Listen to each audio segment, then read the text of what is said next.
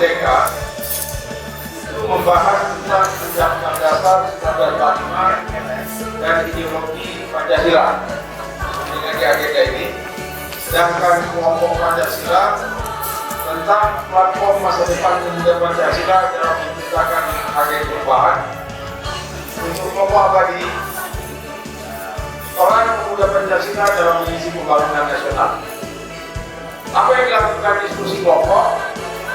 Outputnya dalam bentuk PowerPoint yang nanti sore setelah sesi materi saya, nanti sore masing-masing kelompok mempresentasikan.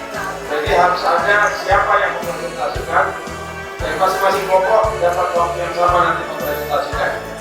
Lalu hasil diskusi itu dalam bentuk presentasi PowerPoint, ya PowerPoint. Nah, PowerPoint itu tidak lebih dari 15 menit nanti presentasinya. Jadi kami usahakan presentasinya 15 menit, baru 5-10 menit nanti ditanggapi oleh kelompok lain. Tolong keluarkan ide-ide brilian dari masing-masing kelompok keluar. Karena ini adalah diklat instruktur, maka berkemampuanlah sebagai instruktur membuat presentasi dan bagaimana menyampaikan presentasi. Jadi selain diskusi kelompok ini membahas topik itu tadi, kemampuan membuat presentasi dan mempresentasikannya sesuai dengan nanti materi saya. Ya, paham ya? Silakan menuju kelasnya masing-masing. Bersemangat. Mohon kopi diarahkan sekali lagi untuk kelompok Pancasila berada di ruangan Marco Polo di samping sekretariat registrasi kemarin hari Minggu. Dan untuk kelas abadi berada di ruang pimpinan.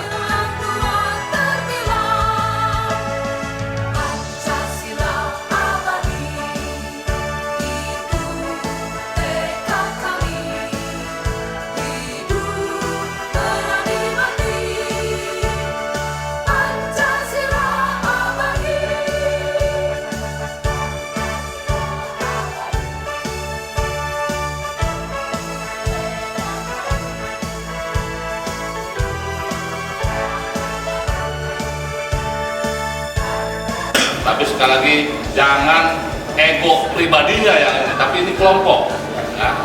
Ini kelompok, demi kelompok. Ini jangan membawa saya dari Sumatera Utara, jangan. Ya. Saya berharap itu. Pokoknya ini atas nama kelompok. Ya, karena nanti yang akan mempresentasikan adalah kelompok. Lebih baik daripada kelompok yang lain. Saya kira itu selamat berdiskusi. Jadi emang waktunya kita bikin acuan kerangkanya aja dulu. Ya, kerangkanya aja dulu, nanti baru dikembangkan dari kerangka itu. Gimana? Ya baik, langsung aja kita buat kerangka papernya ya. Berarti poin per poin atau halaman per halaman. Yang pertama judul, halaman pertama cover ya. Kemudian yang kedua pengertian secara umum tentang video tadi atau tentang materi intinya tentang pembangunan nasional dikaitkan dengan pemuda Pancasila. Yes, saya bantu. Ini kebetulan masalah kerangka ini kan kita serahkan kepada Bapak Menteri. Saya nggak punya dari bawah. Biar kita bahas. Kita akan kembali.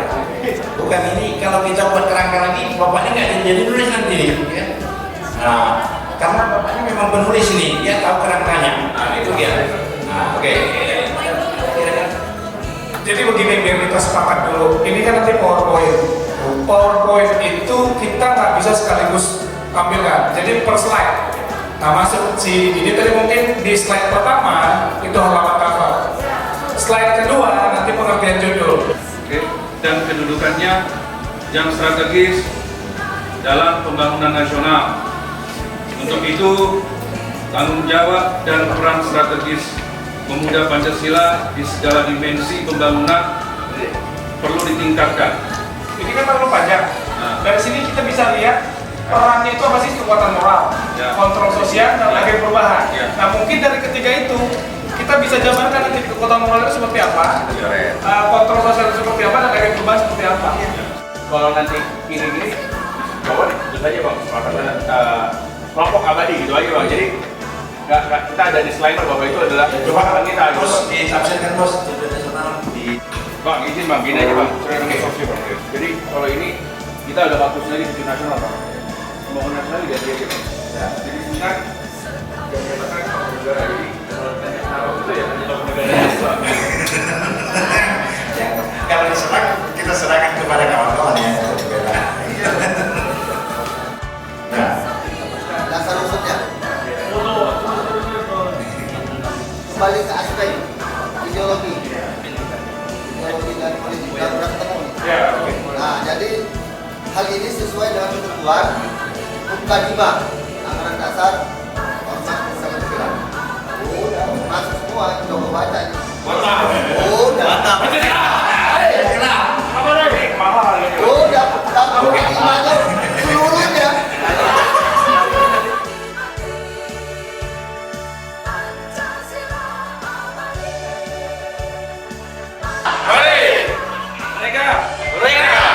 Saya bebas. Masker.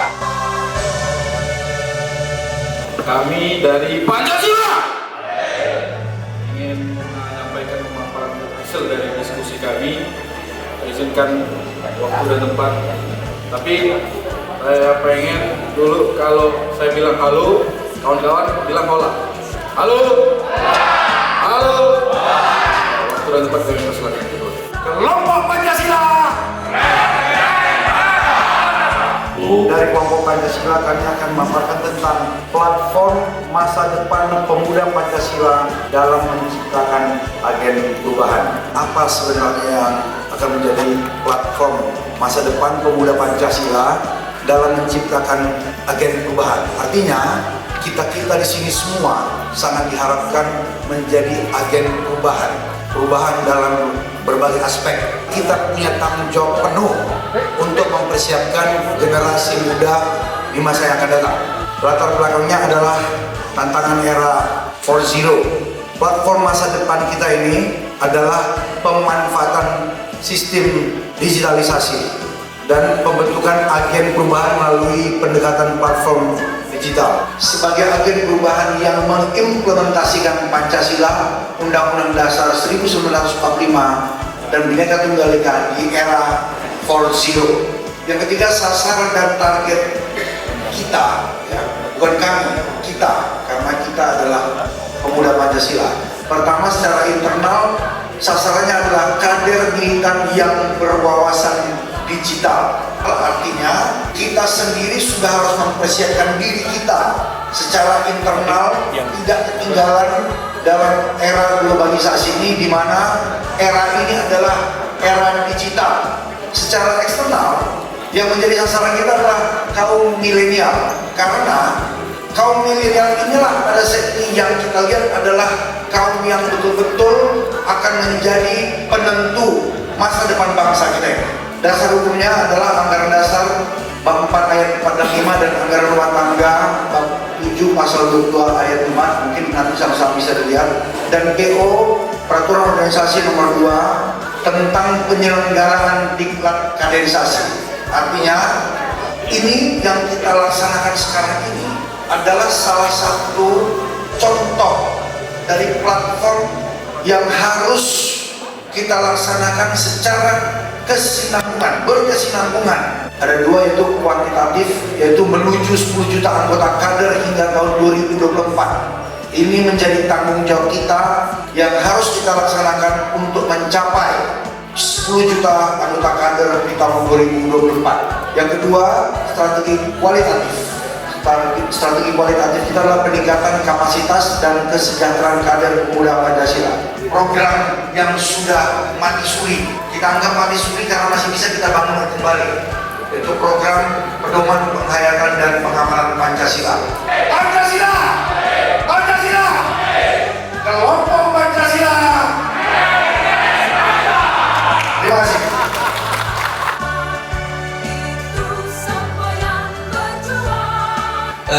Undang-Undang Dasar 1945 dan ideologi Pancasila. Yang pertama adalah perlu kita ketahui hubungan dasar negara kita dan konstitusi. Singkatnya adalah bahwasanya dasar bangsa kita adalah Pancasila yang berdasarkan sebagai norma objektif dan norma tertinggi dalam negara serta sebagai sumber segala sumber hukum.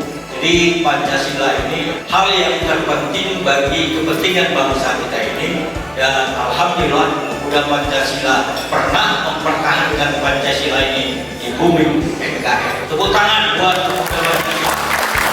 Lanjut, indikator keberhasilan pemerintah, kontrak sosial antara warga negara dan penyelenggaraan negara. Plafon tadi yang disampaikan oleh kawan-kawan kita, bahwasanya di dalam undang-undang ini perlulah nanti bagi kader-kader pemuda Pancasila yang di DPR agar membuat undang-undang kontrak baru terhadap bagaimana pemuda Pancasila sebagai agen perubahan. Kenapa? Karena pemuda Pancasila dari rakyat untuk rakyat, sehingga dengan demikian adalah undang-undang itu semua harus demi kepentingan rakyat, bukan dengan kepentingan para pemodal-pemodal yang ada di Indonesia. Itu tekad pemuda Pancasila. Lanjut, pembukaan yang dirumuskan secara padat dan hikmat dalam 4 alinea itu, setiap alinea kata-katanya mengandung arti dan makna yang sangat dalam, mempunyai nilai-nilai yang universal dan lestari. Universal maksudnya mengandung nilai-nilai yang dijunjung tinggi oleh bangsa Indonesia yang berada di seluruh bumi. Lestari karena mampu menampung dinamika masyarakat dan akan tetap menjadi landasan perjuangan bangsa dan negara. Pancasila yang kita maksud adalah sebagai falsafah bagi pemuda Pancasila. Ini bukan saja jati diri kita, tapi juga sudah bernyatu dengan darah kita. Karena apa yang setiap kali kita teriakkan adalah Pancasila, dan kita jawab abadi.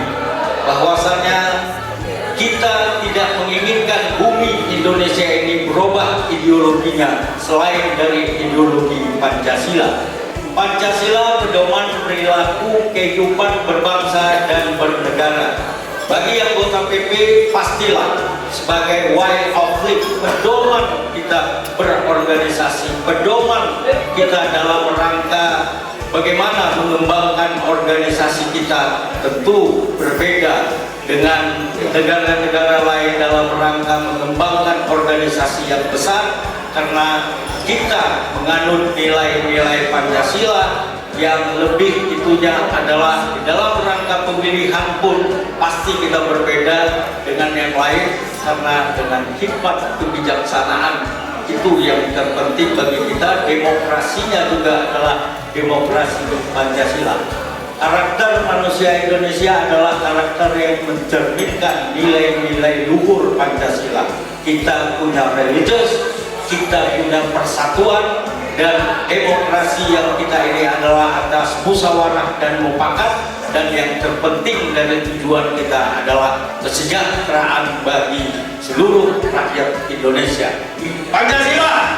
Pancasila! Pancasila!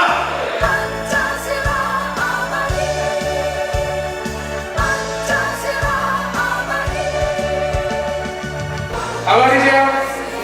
Abadi siap? Yang mana?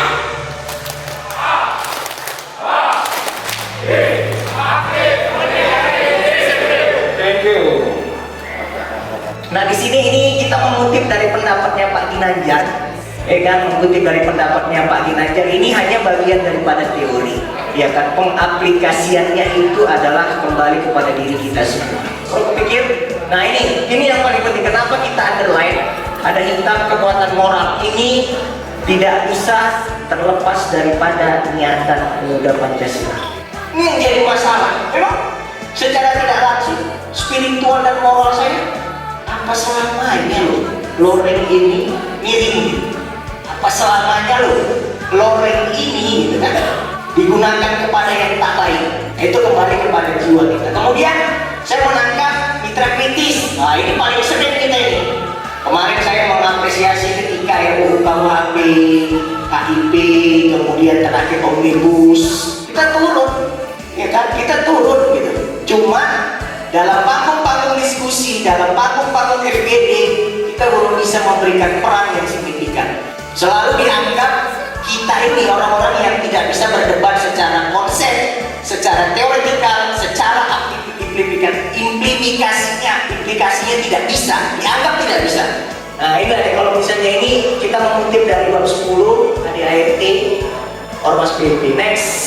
Terus oke, yang terakhir aja bang terus. Nah ini mungkin SDM ini sedang dibangun. Alhamdulillah hasil daripada ini ada tenaga ahli, kemudian nanti kita mau bangun wirausahaan, SDM, Fintech. Ini masih juga aplikatif daripada ADART dan Ormas. Jadi sebahagian kita mengadopsi dan mengumpulkan dasar-dasar itu menuju kepada ADART yang sudah kita sahkan. Oke, lanjut bang. Nah, aspek ekonomi koperasi. Nah, ini kan berkali-kali ini di undang-undang jelas koperasi merupakan bagian yang tidak terpisahkan dalam pembangunan.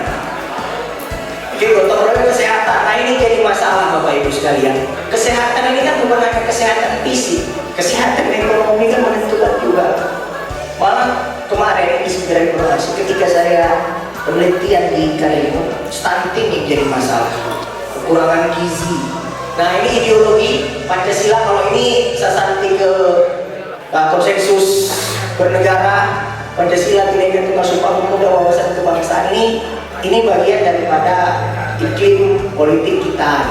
Dan ini saya nggak usah narasikan lagi dan deskripsikan lagi, artinya ini kita sama-sama paham dan tahu serta mengerti. Nah ini pertahanan dan keamanan, ankamnya jelas Pak, pasal 30 mengikuti usaha pertahanan dan keamanan.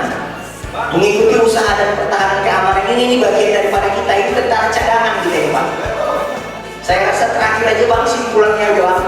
Oke, pertama organisasi pemuda Pancasila berperan pembangunan nasional sesuai dengan tujuan dari ADART. Kemudian organisasi pemuda Pancasila sebagai cikal bakal penerus perjuangan bangsa non formal, dalam tanda kutip tidak menjadi alat negara seutuhnya.